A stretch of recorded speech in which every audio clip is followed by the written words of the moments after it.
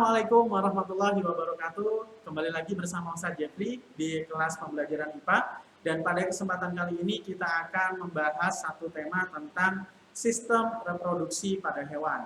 Nah, sebagaimana kita ketahui, semua makhluk di dunia ini tentu memerlukan yang namanya proses reproduksi supaya bisa melanjutkan generasinya atau mempertahankan jenisnya. Nah, sebagaimana yang kita pelajari pada tumbuhan, hewan juga memiliki sistem reproduksi yang dibagi menjadi dua, yaitu sistem reproduksi secara aseksual atau pada tumbuhan kita sebut dengan vegetatif, dan sistem reproduksi secara seksual atau kalau pada tumbuhan kita mengenal dengan istilah generatif. Nah, pada hewan, sistem reproduksi secara vegetatif itu umumnya terjadi pada hewan-hewan tingkat rendah, ya. Tingkat rendah sebagaimana di slide berikut ini kita bisa melihat bahwa hewan-hewan tingkat rendah seperti protozoa, kemudian porifera, coelenterata, platyhelminthes, kemudian cacing. Nah, ini semuanya melakukan reproduksi secara aseksual atau vegetatif, ya. Nanti kita akan pelajari bagaimana proses reproduksi secara aseksual yang terjadi pada hewan-hewan tingkat rendah ini. Nah, ada beberapa macam reproduksi aseksual, ya. Coba kalian lihat di slide, ya. Jadi di situ ada setidaknya 5 macam reproduksi secara aseksual atau vegetatif yang kita kenal pada hewan-hewan tertentu. Yang pertama adalah pembelahan biner, ya. Yang kedua adalah pembelahan ganda, yang ketiga adalah pembentukan tunas, yang keempat ada yang namanya fragmentasi, dan yang terakhir kelima kita sebut dengan partenogenesis. Nah, apa itu pembelahan biner atau pembelahan fisi? Pembelahan biner itu terjadi pada makhluk hidup uniseluler. Uniseluler, ya. Uniseluler itu apa? Yaitu makhluk hidup yang hanya terdiri dari satu sel saja. Contohnya adalah amuba. Nah, untuk memperbanyak jumlahnya, amuba ini akan melakukan proses reproduksi secara aseksual, yaitu dengan membelah diri biner. Maksudnya adalah satu organisme amuba itu akan membelah menjadi dua. Nah, itu namanya membelah biner. Kemudian berikutnya, teman-teman sekalian, nah ini bisa kita lihat di gambar, ya, pembelahan biner, ya, gambar nomor 1, ya, itu ada satu sel saja amuba, kemudian di situ ada bagian inti selnya yang ada di tengah, dan inti sel ini kemudian mengalami pembelahan, ya. Kemudian akhirnya bagian sitoplasmanya juga membelah, dan satu amuba akan membelah menjadi dua, sehingga kita sebut dengan pembelahan biner. Yang berikutnya adalah pembelahan ganda. Apa itu pembelahan ganda? Pembelahan ganda itu adalah pembelahan yang terjadi berulang, sehingga pada satu proses pembelahan itu bisa menghasilkan lebih dari dua organisme, ya. Contoh yang melakukan pembelahan ganda itu adalah Plasmodium, ya. Plasmodium ini yang menyebabkan malaria, itu Plasmodium, sejenis cacing. Dan kemudian yang ketiga, sistem reproduksi secara aseksual yang terjadi pada hewan, yaitu pertunasan. Loh, Ustadz, apakah hewan itu juga bisa bertunas? Jawabannya adalah bisa. Nah, ini terjadi pada hewan yang kita sebut dengan hidra, ya, atau golongan porifera, termasuk juga ubur-ubur. Nah, bagaimana cara reproduksi secara seksualnya? Yaitu hewan-hewan tersebut akan membentuk tunas, ya, yang mana tunas ini nanti akan bisa memisahkan diri dengan induknya, kemudian menjadi organisme baru atau makhluk hidup baru. Nah, ini contoh, ya, kalian bisa lihat di slide bahwa ini adalah sel ragi dan hidra. Di situ dijelaskan, ya, ada tunas yang tumbuh, kemudian tunas itu terpisah dari induknya, dan akhirnya menjadi individu baru. Dan yang keempat, anak-anak sekalian, proses reproduksi secara aseksual atau vegetatif pada hewan, yaitu melalui fragmentasi. Fragmentasi ini adalah proses reproduksi di mana bagian tubuh dari hewan itu akan terputus, ya, terpotong-potong menjadi beberapa bagian, yang mana bagian-bagiannya itu akan bisa berkembang atau bisa tumbuh menjadi individu baru. Nah ini hebat kan ya, seperti kalau kita di film-film Dragon Ball itu ya, ada yang namanya Piccolo ya. Jadi ketika dipotong bisa tumbuh lagi. Nah ini ketika bagian-bagian tubuhnya itu terpotong, masing-masing bagian tubuhnya itu akan tumbuh menjadi individu baru.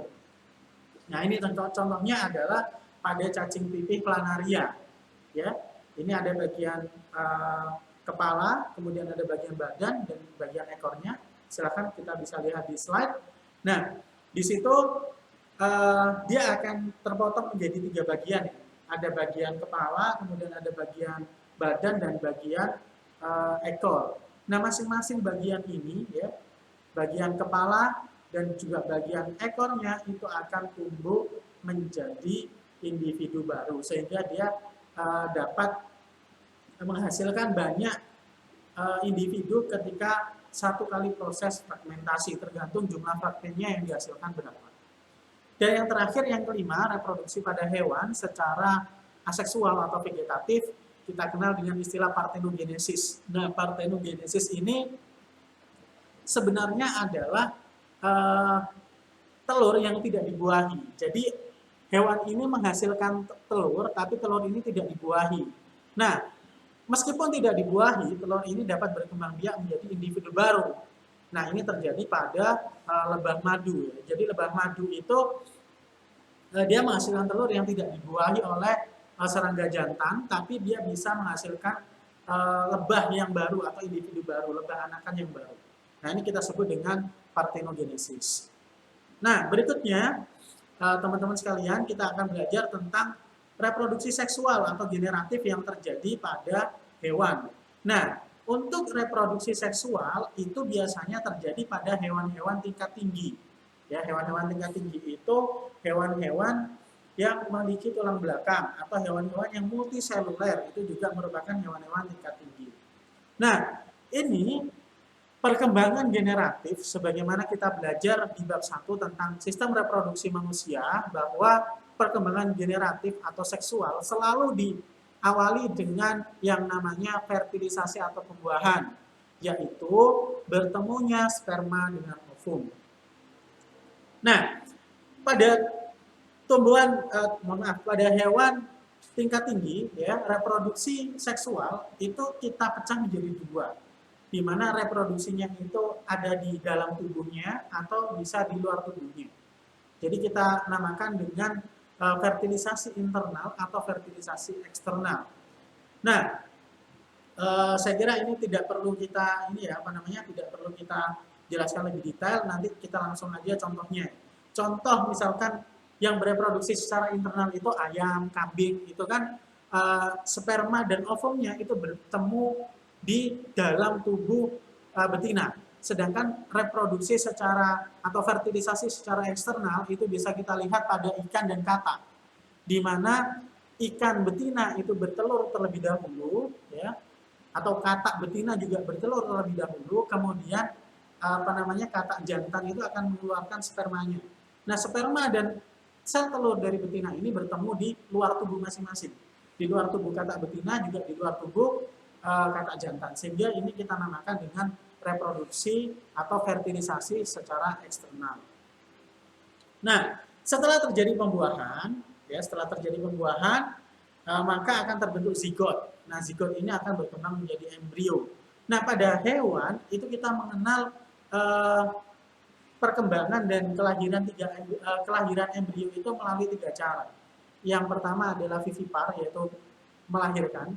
Kemudian ada ovipar, yaitu bertelur, dan yang terakhir adalah ovovivipar, yaitu beranak dan bertelur sekaligus jadi satu.